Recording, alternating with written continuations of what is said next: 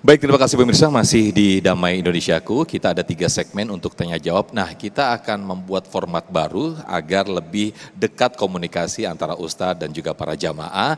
Kami persilakan untuk Ustadz dan juga Ustadz Said Kutub dan juga Uje untuk bisa langsung turun ke jamaah.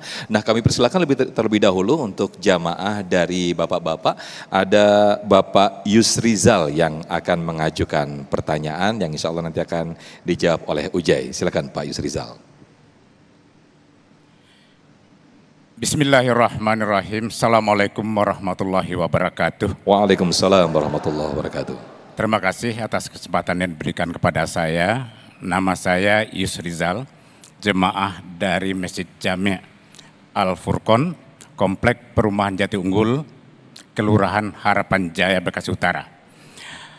Pak Ustadz, dalam kehidupan sehari-hari biasa kita mengadakan pembanding kepada orang lain terhadap anak kita dalam rangka memotivasi mereka. Tadi Pak Ustadz sudah menyampaikan batasan-batasannya. Dalam rangka untuk memotivasi prestasi mereka ke depan, paling tidak setara dengan yang kita bandingkan, itu lebih bagus. Dan juga Pak Ustadz, kita juga kadang-kadang membandingkan dengan orang-orang yang di bawahnya, dalam rangka untuk memberikan efek jera. Hati-hati loh kalau berbuat seperti itu, nanti akan seperti itu. Nah, pertanyaan saya Pak Ustadz, apakah dengan kita menyebutkan nama orang lain sebagai pembanding, bukankah itu ghibah? Terima kasih. Assalamualaikum warahmatullahi wabarakatuh. Waalaikumsalam warahmatullahi wabarakatuh. Pertanyaan yang sangat menarik sekali. Silakan Ujai, bisa langsung dijawab atau langsung dekat ke jamaah. Silakan. Ahsantum, pertanyaan yang cukup menarik dan ini bisa menjadi sebuah pelajaran buat kita. Ketika kita membanding-bandingkan dan menyebutkan nama orang lain, apakah itu kemudian termasuk ghibah atau tidak? Ghibah, kita harus pahami dulu nih definisi daripada ghibah. Yang namanya menggibah itu, Bu, Assalamualaikum. Masih konsentrasi? Alhamdulillah. Ghibah itu kan konotasinya menggunjing orang lain. Dan orangnya ada apa kagak?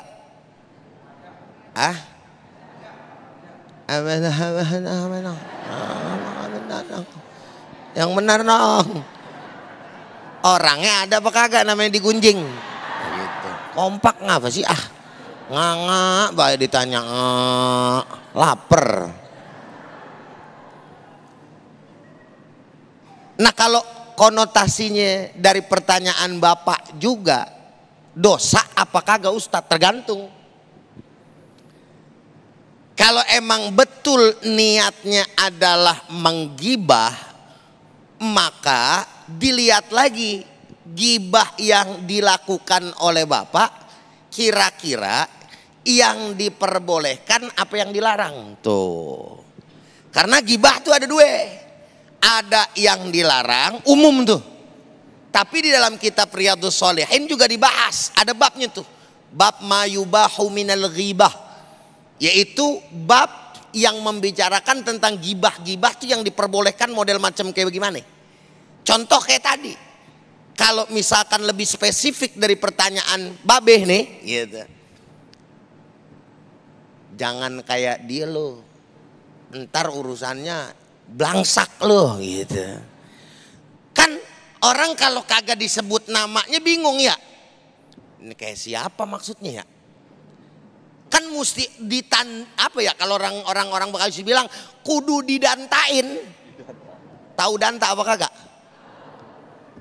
Ada orang fasik, ahli maksiat.